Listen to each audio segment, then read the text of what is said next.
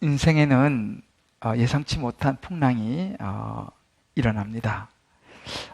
때로는 뭐 허리케인 같은 그런 그 폭풍이 이제 몰려오기도 하고요. 또 그렇게 되면 이제 그런 폭풍이 몰려오면 막 우리가 막 흔들리죠. 갑자기 때로는 막 상처를 받기도 하고, 때로는 상처를 주기도 하고, 우리 삶이 막 무너지는 듯한 느낌을 받기도 합니다.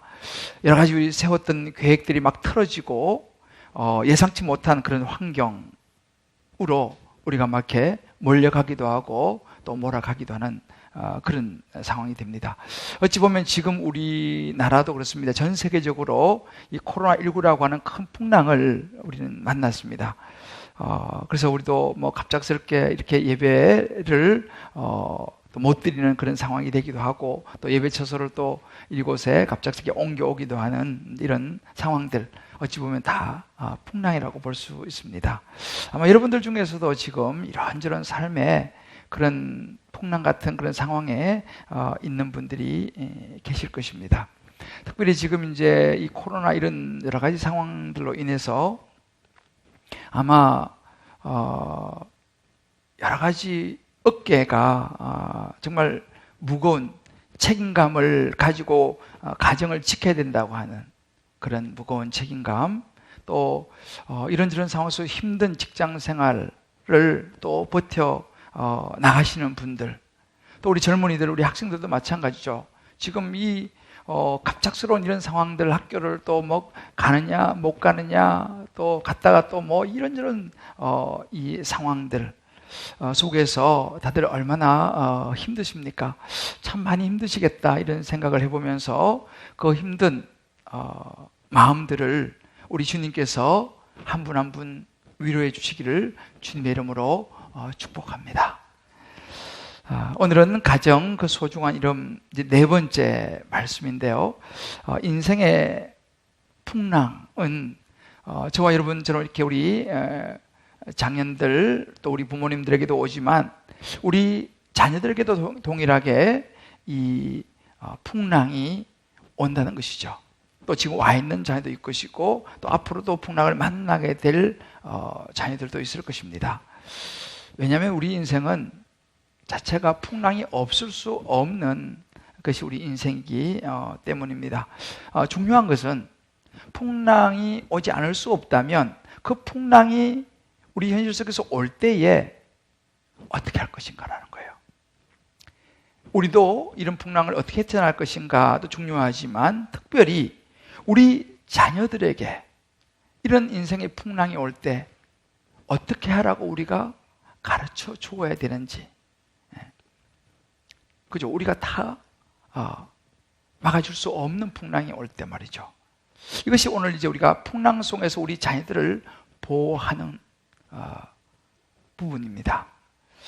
저도 이제 뭐 여러분들도 느끼겠습니다만, 시간이 조금 갈수록 제가 모든 부모들이 자녀를 사랑하죠. 우리 실제 삶 속에서 너무 자녀를 아끼고 사랑하지만 모든 문제로부터 우리 자녀들을 다 보호할 수가 없구나라는 것을 깨닫습니다.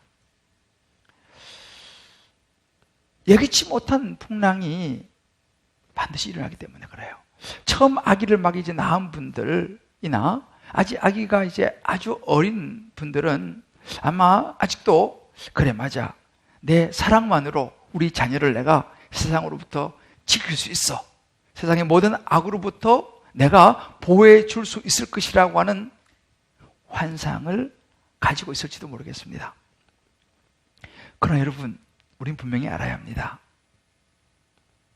풍랑을, 또 우리 자녀들에게 다가오는 풍랑을 우리가 다 막을 수 없습니다. 그러나 풍랑 속에서도 견딜 수 있는 자녀로 양육을 할 수 있습니다. 누가요? 바로 우리 부모죠. 우리는 이렇게 풍랑이 들이칠 때, 오늘도 우리가 아침 일찍 주일에는 항상 우리 교육자들과 모여서 먼저 경건회를 하고 기도회를 합니다. 기도회를 하는데 밖에서 막 바람이 불고 막 이 비가 막 몰아치는 거예요. 우리는 안에서 기도하면서 그렇게 기도하는데 제 마음에 그런 마음이 드는 거예요. 참 감사하다. 저렇게 바람이 불고 비가 몰아치는데 우리는 이 실내에서 예배를 준비하면서 기도할 수 있는 것이 얼마나 감사한가. 그런 생각이 들어 참 제가 감사했습니다. 이렇게 우리는요, 풍랑이 치면요, 안전한 장소가 필요해요. 비를 피할 수 있는 그런 곳이 필요합니다. 하나님은 저와 우리 모든 가족들, 우리 자녀들에게 바로 가정이 그런 피할 수 있는 장소가 되도록 계획하셨습니다. 오늘 잠언 14장 26절 말씀 보면 여호와를 경외하는 자에게는 견고한 의뢰가 있나니 그 자녀들에게 피난처가 있으리라 라고 말씀하십니다. 조금 말이 어려운데요, 영어로 보면요, He who fears the Lord, 하나님을 경외하고 하나님을 잘 믿는 사람, 여기서 우리 부모라고 볼 수 있습니다. 하나님을 잘 경외하고 믿는 부모는 has a secure fortress입니다. 안전한 성, 요새, 우리로 말하면 가정을 가진다. 그렇기 때문에 어떻게 되냐, for his children, 그런 부모의 자녀들은 it will be a refuge입니다. 그 부모가 가진 안전한 가정이 피난처가 될 것이다 라고 말하는 거죠. 그러니까 다시 말하면 하나님을 믿고 경외하는 부모는 안전한 가정을 가지게 되는데 그 자녀들은 그 가정이 좋은 피난처, 안식처가 될 것이다 라고 말합니다. 할렐루야. 이게 하나님의 계획입니다. 하나님은 가정이 피난처가 되도록 계획을 해 놓으셨다는 거예요. 자, 그러면 인생에서 여러 가지 몰려오는 풍랑들이 있겠죠. 감정적인 풍랑도 있고요, 어떤 육체적인 풍랑도 있고요, 사람들과의 어떤 관계적인 풍랑도 있고요, 여러 풍랑들이 몰려올 수 있습니다.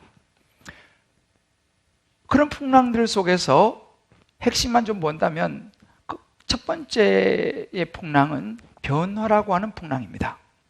여러분, 변화는요, 누구에게나 힘듭니다. 세상이 요즘 너무 빨리 변하고 있죠.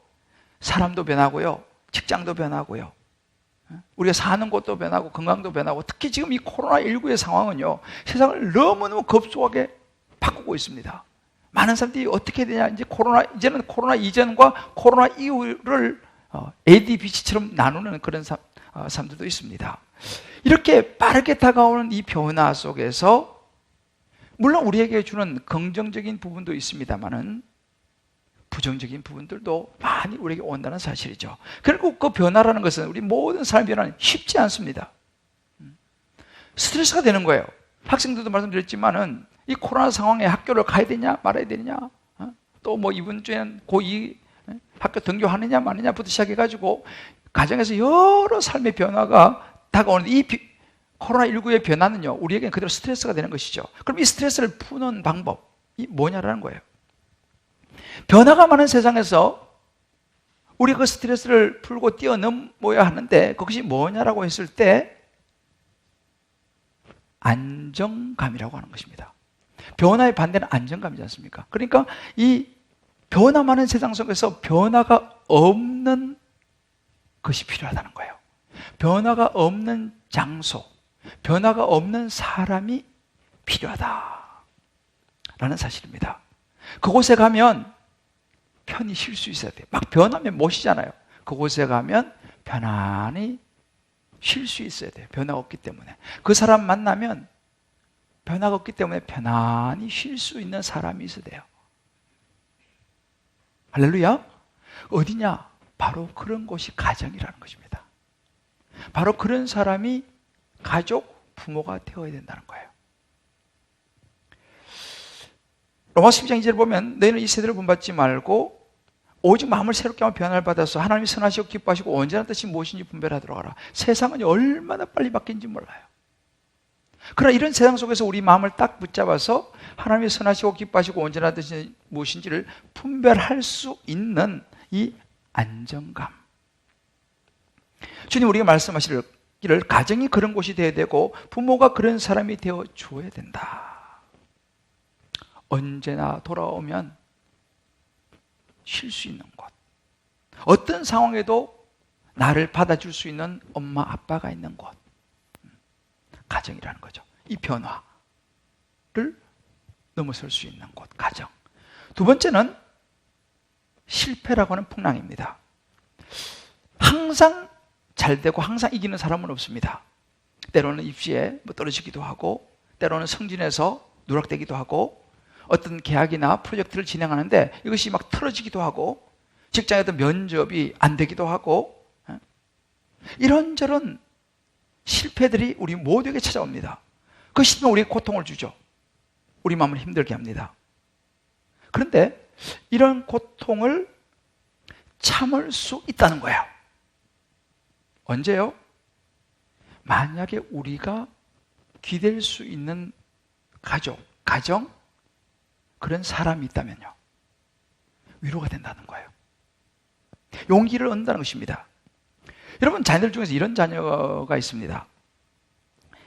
자녀 중에서 오늘 너무 피곤한데 여러 가지 일도 안 되고 그냥 너무 집에 가서 잠이나 푹 자야겠다 라고 이야기하는 자녀는요, 건강한 자녀입니다. 그런 자녀가 있는 집은 건강한 가정이에요. 왜요? 쉼이 있으니까. 그러니까 집에 가서 그냥 다 입고 그냥 자겠다. 그 가정이 건강한 가정이죠. 자녀 중에서 예를 들어서 오늘 이것도 안 되고 저것도 안 되고 실패고 하는데 오늘 그냥 집에 가서 엄마 끌어안고 그냥 울래 라고 하는 자녀가 있으면요, 그 부모는 건강한 부모인 거죠. 왜요? 자녀가 마음 놓고 붙들고 울 수 있는 엄마 혹은 아빠라면요, 건강한 부모라는 거예요. 우리 힘이 들 때 같이 있어 줄 수 있는 가족이 있다는 거. 뭐 화려하지 않지만 두 다리 쭉 뻗고 누울 수 있는 집 가정이 있다는 거. 얼마나 중요한지 모릅니다. 풍랑 속에서 피난처가 되는 것이죠. 전도서 4장 9절 10절에 이런 구절이 있습니다. 두 사람이 한 사람보다 나으면 그들이 수고함으로 좋은 상을 얻을 것입니다. 혹시 그들이 넘어지면 하나가 그 동물을 붙들어 일으키려니와. 혼자 있어 넘어지고 붙들어 일으킬 자가 없는 사람은 참 슬픈 사람이다 라고 얘기하는 거죠. 옆에서 누군가가 이렇게 줄 수 있는 사람. 그래서 우리가 정말 실패라고 하는 풍랑을 만났을 때 꼭 가족이 함께 해야 될 줄 믿습니다. 세 번째는요, 우리의 약한 부분이 풍랑이 될 수 있습니다. 사람들마다 약한 부분이 있지 않습니까? 어찌 보면 이것이 가장 힘든 풍랑일 수 있습니다. 내 약한 부분이죠. 이 약한 부분 때문에 우리는 때로 살면서 다른 사람으로부터 어려움을 당하기도 하죠. 비판을 받을 수도 있고요, 막 배척을 당할 수도 있고요, 때로는 왕따를 당하는 그런 경우도 있을 수 있습니다. 얼마나 힘든 경험인가요? 그럴 때 각자의 자기 약한 부분 때문에 힘들 때 가정이, 부모가 피난처 역할을 해줘야 한다는 거예요. 내 약한 부분 때문에 밖에 나가가지고 막 안 좋은 소리 듣고 부정적인 이야기 듣고 막 낙심돼서 돌아왔을 때 가정에서는 정말 힘과 용기를 북돋아주고 희망을 이야기하고 긍정적인 이야기를 자녀들에게 해줄 수 있어야 한다는 사실이에요. 정말 비극은 뭐냐? 가정이 피난처가 되고 안식처가 되고 보호막이 돼야 되는데 오히려 가정에만 들어오면 풍랑이 일어나. 이건 비극이라는 거죠. 가정에 들어와서 쉬어야 되는데 가정에 들어오면 풍랑이 일어나는 거예요. 이건 하나님이 원하시는 것이 아닙니다. 마가복음 3장 25절을 보게 되면 만일 집이 스스로 분쟁하면 그 집이 설 수 없다라고 말합니다. 그러니까 가정은요, 정말 서로 막 이렇게 분쟁해서는 안 된다는 거죠. 그 가정이 정말 모든 사람을, 때로는 아내를, 남편을, 때로는 자녀를 용납하여 주고 받아줄 수 있는 곳이 되어야 된다라는 사실입니다.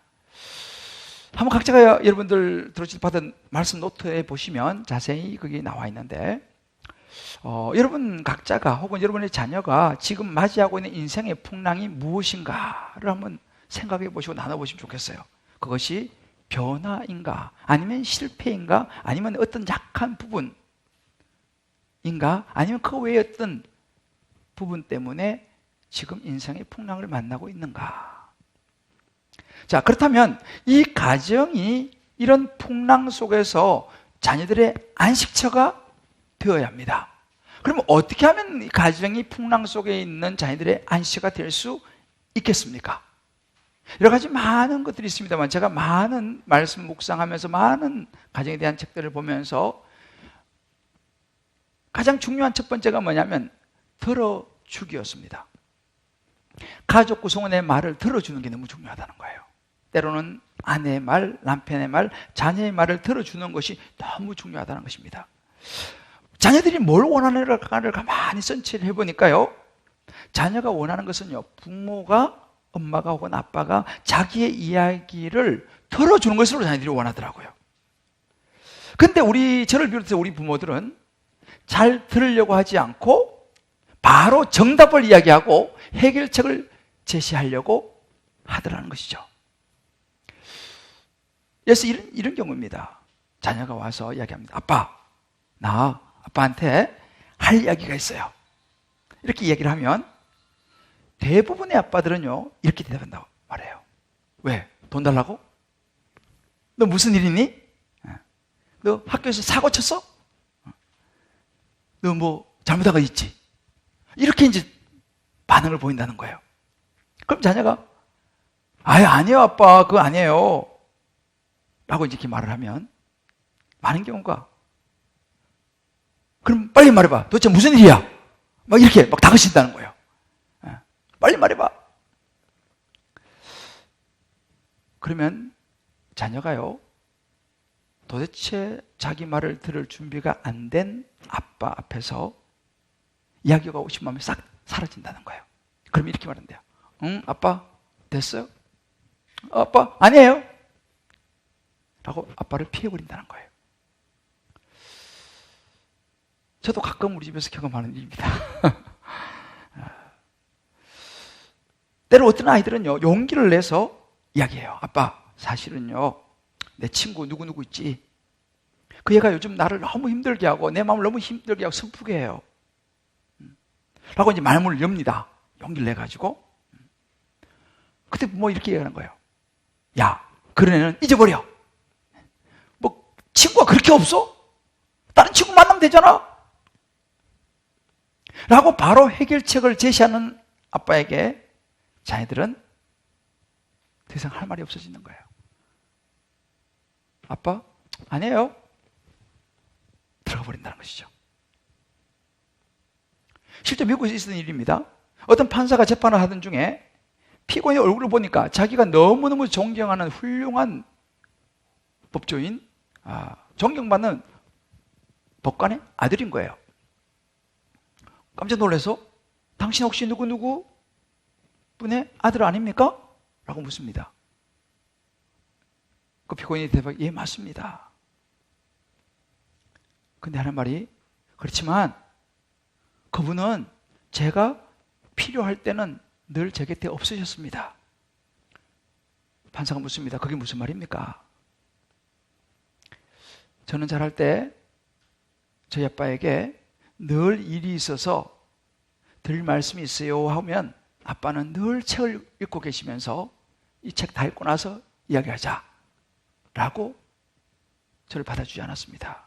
제가 좀 더 커서 사춘기가 됐을 때 또 때로 아빠에게 찾아가서 아빠 드릴 말씀이 있어요 라고 말하면 아빠는 항상 판례를 읽고 계셨습니다. 판례를 읽으라 제 이야기를 들어주지 않으셨어요. 그 판사가 그 이야기를 듣고 생각합니다. 자기가 존경하는 그 훌륭한 법관, 그 법조인이 많은 책을 읽고 많은 판례를 읽어서 훌륭한 법조인은 됐지만 아들의 마음은 못 읽었구나. 야고보서 1장 19절에 이렇게 말합니다. 내 사랑 형제들아 너희가 알지니 사람마다 듣기는 속히 하고 말하기는 더디하며 썩내기도 더디하라. 듣기를 속히 하라 라고 말합니다. 듣는 것의 초점은요, 그 사람 자신이에요. 내가 아니에요. 내게 말하고 싶어하는 그 사람이 주인공이라는 사실이죠. 그래서 우리가 때로는 너무 힘든 고통 가운데서 뭔가 말을 하고 싶어 한다면 그 말을 잘 들어줘야 한다는 것입니다. 뭔가 하고 싶은 이야기, 사연이 있다는 거죠. 제가 지난주 그런 말씀을 나눴지 않습니까? 그래, 그럴 만한 이유가 있었겠지 라고 받아줘야 한다는 사실이죠. 그래, 알아. 너가 얼마나 힘든지 받아줘야 한다는 것입니다. 자, 우리가 한번 여기서 오늘 한번 연습을 좀 한번 해보고 가시면 좋겠습니다. 자, 우리 몇 분에게 혹은 또 혼자 계신 분은 자기 자녀를 생각하면서 이렇게 한번 이야기해 봅시다. 그래, 맞아. 너 그럴 만한 이유가 있었겠구나.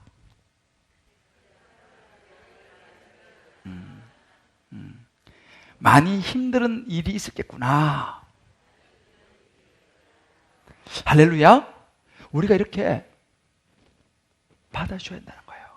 너가 그렇게 할 때는 그만한 힘든 일이 있었겠지. 들어주는 거예요. 듣기 전에는 문제 해결되지 않는다는 것입니다. 두 번째는 뭐냐면 표현하기입니다. 사랑은요, 표현한다는 거예요. 이 스킨십이 필요하다는 거죠. 때로는 자녀를 안아주기도 하고 토닥거려주기도 하고, 이런 우리의 이 바디 랭귀지 혹은 이 말의 표현은요, 내가 너를 사랑한다라고 말하는 것이다 라는 것이죠. 사실은 이런 그 표현 같은 게 이 경상도 보리문댕이 아빠들이 좀 잘한대요.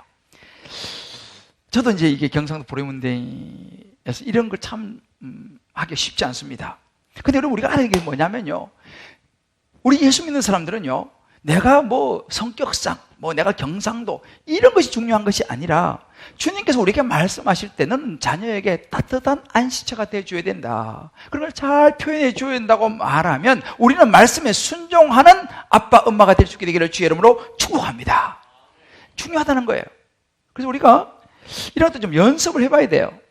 우리는 자녀들이 항상 잘하고 좋은 일이 있고 뭐 무슨 뭐 칭찬할 만한 일이 있을 때만 받아주는 것이 아니라 우리 자녀에게 비록 그러지 않은, 때로는 사고를 치고 오는 그런 상황 속에 있다 하더라도 이렇게 우리 자녀에게 이야기해 줘야 된다는 것입니다. 자, 한번 연습해 봅시다.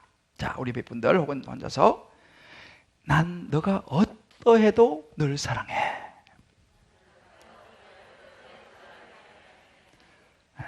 너가 잘하고 뭐 이럴 때만, 그렇지 않더라도 난 널 사랑해. 난 널 변함없이 사랑해 라고 이야기해 줘야 된다는 거예요. 그리고 때로는 좀 그렇지만 부모도요, 자녀에게요, 미안하다 라고 말할 수 있어야 되는 거예요. 심지어 좀 더 힘들지만 이건 아빠가 잘못한 것 같아, 아빠가 잘못했어 라고도 말할 수 있어야 되는 것입니다. 근데 우리 부모들은 그게 좀 잘 안 되잖아요. 그러나 여러분, 우리가 부모도 미안한 일을 할 수 있지 않습니까? 부모도 잘못할 수 있지 않습니까? 이럴 때 우리가 표현해 줘야 한다는 거예요. 참 어려운 부분이죠. 그럴 때 우리 자녀가 가정을, 부모를 안식처로 여기면서 풍랑을 뛰어넘을 수 있다는 사실이에요. 자, 우리 연습 한번 해보고 갑시다. 집에 가면 잘 안 되니까.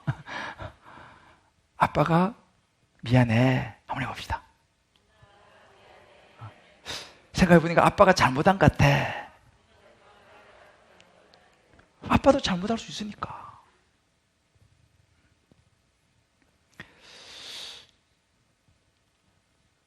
우리에게 중요한 것은 뭐냐 하면 이런 표현들입니다.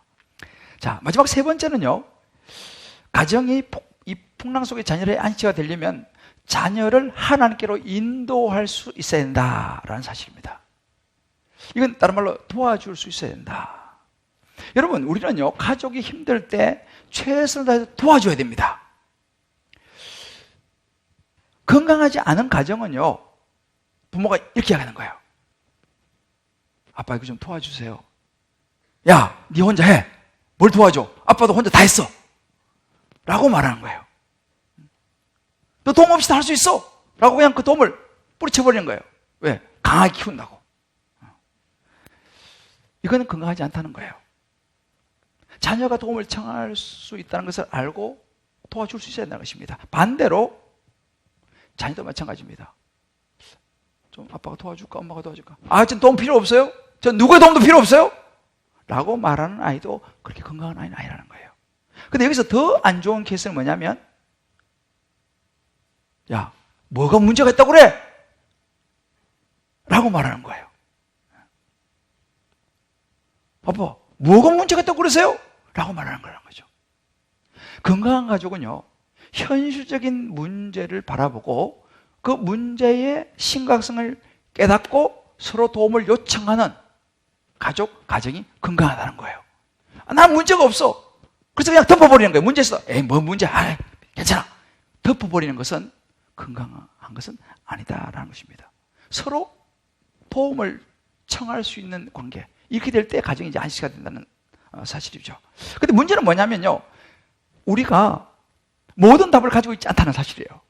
자녀들이 이제 물어보지 않습니까? 아주 어릴 때는 뭐 대답해 줄 수 있지만 조금씩 크면서 던지는 자녀들의 질문에 때로는 답을 하기가 상당히 곤란하든지 어려운 경우가 있습니다. 내가 잘 모르는 그런 경우도 있어요.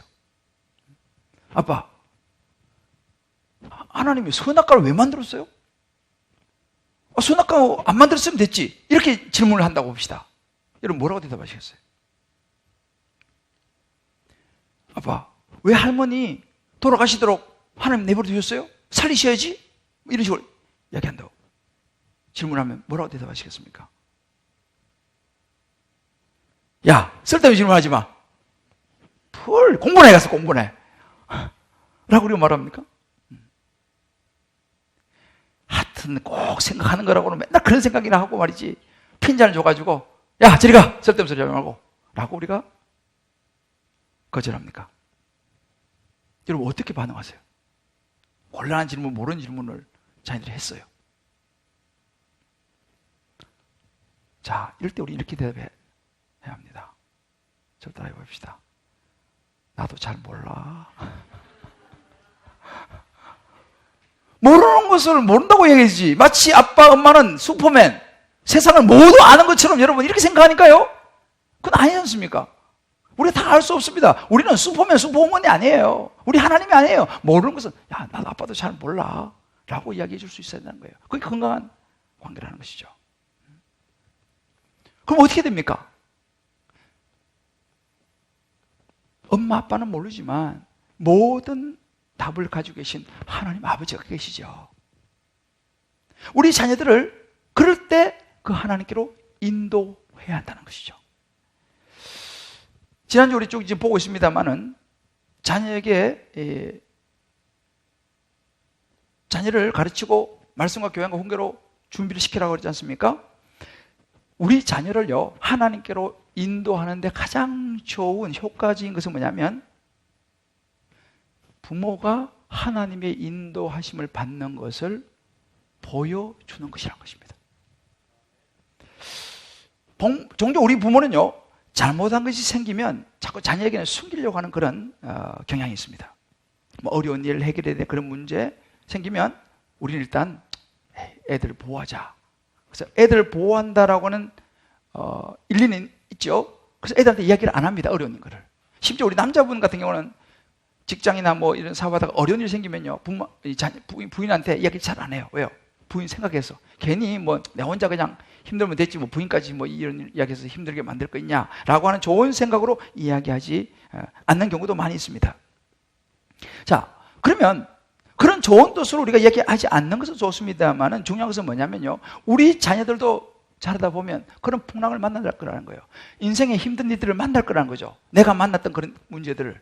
그건 좀 다르지만 하여튼 어려운 문제를 만났을 때에 그 문제를 어떻게 극복하는지, 어떻게 해결하는지를 보지를 못하고 배우지를 못했어요.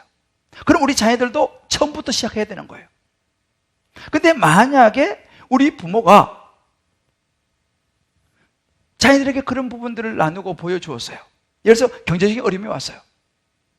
자, 전혀 집이 경제적으로 어려워졌는데 마치 우리 집은 경제적으로 전혀 어렵지 않은 것처럼 아, 괜찮아, 괜찮아 하고 이렇게 해가지고 그냥 하고 간다면 이 자녀들은 경제적인 어려움이 왔을 때 어떻게 해야지 배우지를 못한다는 것이죠. 그러나 그럴 때 부모가 하나님을 어떻게 의지하는가 하는 모습을 보여준다는 거죠. 자, 이럴 때 우리 집은 굉장히 어려운데 우리 엄마 아빠가 이걸 어떻게 해야지? 근데 자녀들에게 얘기하는 거죠. 자, 우리가 지금 경제적으로 굉장히 어려워. 그러나 우리 하나님은 정말 신실하신 분이거든. 지금 우리가 경제가 어렵고 이것도 사야 되는데 돈이 없고 하지만 우리 하나님께서 어떻게 이 경제적인 부분을 해결해 주시는지 우리 같이 한번 기도하면서 한번 보자. 어떻게 하나님 풀어가시는지 보자 라고 한다면요, 우리 자녀들이 그걸 보면서 배울 거라는 거예요. 아, 이런 경제적인 어려움이 왔을 때 우리 엄마 아빠는 기도도 하시고 뭐 새벽 기도도 가시고 또 막 말씀 붙들고 이렇게 하시는구나. 때로는 살다가 슬프고 힘든 고통스러운 일이 있으면 그걸 우리 자녀에게 말한다는 거죠. 그러면서 자, 아빠에게 우리 집안에 이런 힘들고 슬픈 일이 있어. 그렇지만 우리가 하나님께서 이런 상황에 우리를 어떻게 도와주시는지, 하나님의 능력과 하나님의 도움이 어떻게 오는지 우리 같이 한번 기도하면서 보자 라고 같이 나누면서 자녀들이 그것을 보면서 배울 필요가 있다는 것입니다. 마치 내가 다 해결하고 전혀 모든 것은 내가 다 해결한다 이런 모습만 보여준다면요, 자녀들 살아가다가 그런 문제를 만나면 모든 문제를 자기 혼자 해결하려고 끙끙거린다는 것입니다. 자, 그러면 만약에 자녀들이 부모가 그런 어려움을 만났을 때 하나님 의지하면서 막 기도하면서 말씀 붙들고 이겨내는 것을 못 보지 않습니까? 그러면 우리 자녀들도 하나님을 알지를 못해요. 왜? 하나님에 대해서 특별히 알 수 있는 기회가 없는 거죠. 우리는 그들을 위한다고 하지만 그들은 하나님을 알지 못할지도 모른다는 거예요. 그래서 여러분, 우리가요 제일 좋은 레슨은 뭐냐면요, 부모인 우리가 하나님 의지하고 하나님께 나아가는 것을 보여주는 것이 우리 자녀에게 최고의 레슨인 줄 믿으시기를 바랍니다. 우리 한번 여러분 이렇게 축복합시다. 하나님께 나아가는 것을 보여주는 것이 최고의 레슨입니다.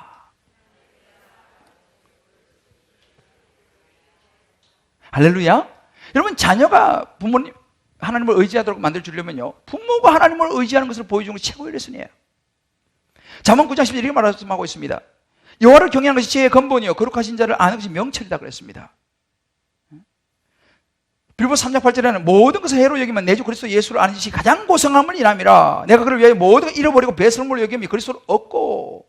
예수 그리스도를 아는 것이 최고의 지식, 최고의 인생의 문제 해결이라고 말씀하고 있습니다. 여러분, 하나님을 아는 것이 인생의 근본 문제 해결이다. 여러분, 이건 말로 되는 게 아니에요. 우리는 자녀들에게 그런 하나님을 보여줘야 됩니다. 어떻게 해요? 부모인 나부터 내 인생의 문제 해결자는 하나님이라는 것을 생각하면서 정말 나를 위해서 십자가에 죽으시고 부활하심으로 인해서 생명 주신 구원자, 그 하나님, 그 예수 그리스도, 그분을 내가 믿고 그 예수 그리스도에게 우리 자녀를 인도해야 될 줄 믿습니다. 여러분 중에서 아마 성인이 돼서 예수 믿으신 분들 계실지 몰라요. 그럼 이미 벌써 여러분 자녀들 이미 다 장성했고, 어떡하지?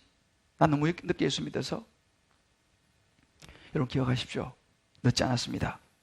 지금이라도 여러분들 이야기하시면 됩니다.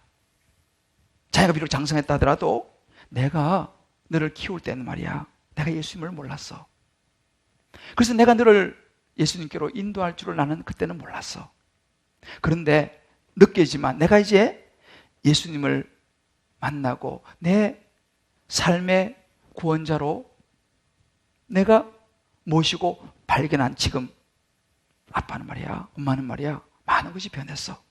나는 이제 인생의 해답을 얻었어 라고 우리 자녀들에게 솔직하게 말해주면서, 너도 말이야, 아빠는 늦게 만났지만 너는 일찍 그 예수님을 만나기를 꼭 바란다. 할렐루야. 이야기해 줘야 될 줄 믿습니다.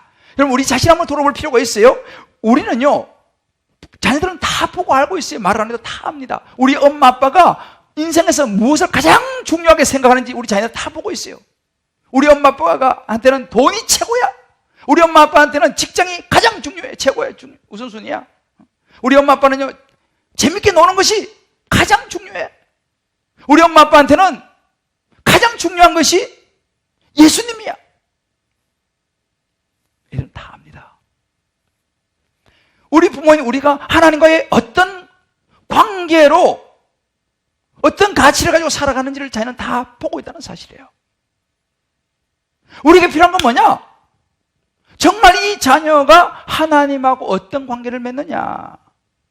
자녀들과 함께 기도하고 영적인 문제에 대해서 이야기하고 문제를 같이 해결해 나가는 거. 이게 중요하다는 거예요. 뭐 중고등부, 대학생 되면은 세상에서 여러 가지 만나는 유혹들에 대해서 서로 이야기를 나누는 거. 여러분, 저는 목사이기서 아버지입니다. 아버지로서 저의 가장 우선순위는 무엇이겠습니까? 저는요, 정말 솔직히 말씀드리면 제게 가장 중요한 것은 저희 딸과 아들이 예수 그리스도를 아는 것입니다. 더 구체적으로 말하면 아는 걸 넘어서서 믿는 것입니다. 왜요? 우리 자녀들이 예수 믿고 영원한 생명 얻어서 천국 가는 것보다 더 중요한 것이 어디 있겠습니까? 저는요, 우리 아이들이 태어나기 전부터 기도 많이 했어요. 왜냐하면 이 아이들이 태어나서 정말 개인적으로 예수님을 알기를 제가 굉장히 바랬습니다. 그래서 여러분들이 뭐 안 믿을지 모르겠습니다만 저희 딸이요, 영국 런던에 태어났는데 태어나서 자라면서 첫 말을 딱 띄는 거 있지 않습니까? 딱. 저희 딸은요, 제일 먼저 첫 일성이 할렐루야였어요. 네. 못 믿을지 모르겠지만, 물론 발음은 할렐루야 뭐 이렇게 했지만 할렐루야를 제일 먼저 했어요. 왜? 엄마 아빠가 맨날 할렐루야 할렐루야 하다니까 손을 들면서. 그래서 엄마는 항상 이 옷갈 입을 때는 할렐루야 그러면 손을 번쩍 들어. 그리고 옷을 딱 이렇게. 저는 그 모습을 너무너무 감사하고 너무 기뻤어요. 그런데 제가 그것도 중요하지만 기다린 게 있었어요. 뭐냐면 얘가 말귀를 알아듣기를 기다렸습니다. 왜? 얘한테 복음을 전하려고. 말귀만 알아듣기만 하면은 내가 얘한테 예수님을 전해야겠다. 전도 폭발을 하려고요, 제가. 복음 제시를 하려고. 정말 제가 기다렸어요. 그러다가 얘가 이제 드디어 말귀를 조금 알아듣기 시작했어요. 내가 앉혀놓고. 아빠가 오늘 밤 세상을 떠난다면. 뭐 이렇게 말하면 못 알아들으니까. 너 죄인이지. 부터 시작해가지고 제가 예수님을 영접하게 했어요. 그래서 영접기도 시켰어요. 자, 아빠 따라해. 주 예수님, 주 예수님. 내가 영접기도 시켰어요. 아멘. 그래서 제일 먼저 한 게 그거였어요. 왜? 가장 중요하니까. 예수 믿어야 되니까. 저는 이 아이들이 조금씩 크면 중학생, 고등학교 되면서 또 그때 잊어버렸는지 제가 확인을 해보고 싶었어요. 근데 부모가요, 자녀한테 너 예수 확실히 믿니? 이거 물어보기 좀 어렵습니다. 목사도 마찬가지예요. 그래서 제가 물어봤어요. 예수님에 대해서 예수 믿는지 확실히 물어봤어요. 그래서 제가 고등학생을 체크했어요. 예수 믿고 있더라고요.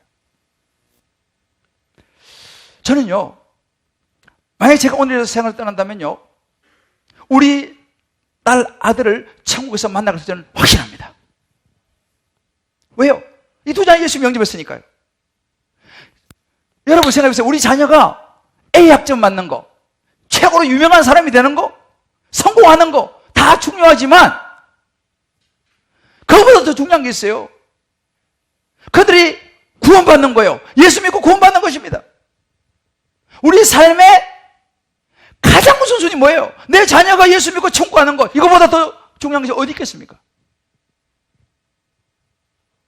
저와 여러분의 모든 자녀들이 가장 중요한 것은 예수님을 영접하고 하나님 자녀로 하나님의 인도하심을 받는 것이 되기를 주님의 이름으로 축복합니다.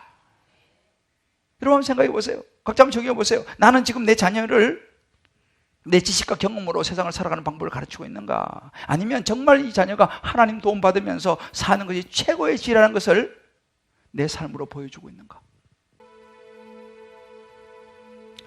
여러분 잘 아시는 그런 시가 있어요. 그때 그런 사람을 가졌는가? 이렇게 나가죠. 말리길 나서는 날 처자심 내맡기며 마음 놓고 갈 만한 사람, 그 사람을 그대는 가졌는가? 탔던 배 꺼지는 시간 구명대 서로 사양하며 너만은 제발 살아다오 할 그 사람을 그대는 가졌는가? 뭐 이렇게 나와 있습니다. 참 좋은 시죠. 근데요, 제가 이 시를 읽으면서 생각했어요. 물론 그런 사람이 우리에게 있을 수 있죠. 그러나 사람은요 온전하지 않습니다. 사람은 너무 잘 변해요. 오늘 뭐 모든 걸 다 해줄 것 같다가도 내일 변한 게 사람 아닙니까? 더 엄밀하게 말하면 사람은요 그런 사람 없어요. 그런데 저는 그 시를 읽으면서 생각했어요. 나는 그런 사람이 있다. 나에게는 그런 분이 있다. 누굴까요? 로마서 8장 32절을 보면 자기 아들을 아끼지 아니하시고 우리 모든 사람을 위하여 내주시니까 어찌 그 아들을 모든 걸 우리에게 주시지 않겠느냐. 저에게는요 나를 위해서 십자가에 죽으시고 부활하신 그 아들을 내게 주신 하나님 예수 그리스도 그분이 제게 그런 분이라는 사실을 저는 믿습니다. 제게 그런 사람이 있어요. 저는 그런 사람을 가졌습니다. 저는요 저와 여러분이 바로 그 예수 그리스도를 우리 자녀에게 전해줄 수 있게 되기를 주님의 이름으로 축복합니다. 아멘. 어떤 인생의 풍랑이 오더라도 우리 자녀들이 그 하나님께로 나가는 것만 가르치면요 하나님이 그 자녀를 보호해 줄 줄 믿습니다. 아멘. 나는 시간 좀 지나면요 자녀들과 함께 할 수 없는 시간이 와요. 항상 내 자녀와 있을 수가 없어요.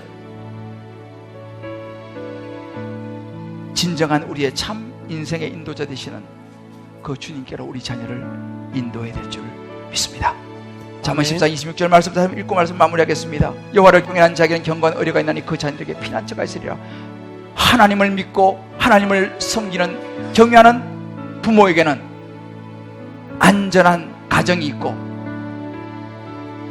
그런 가정의 자녀들은 안식처를 얻게 될 것입니다. 아멘.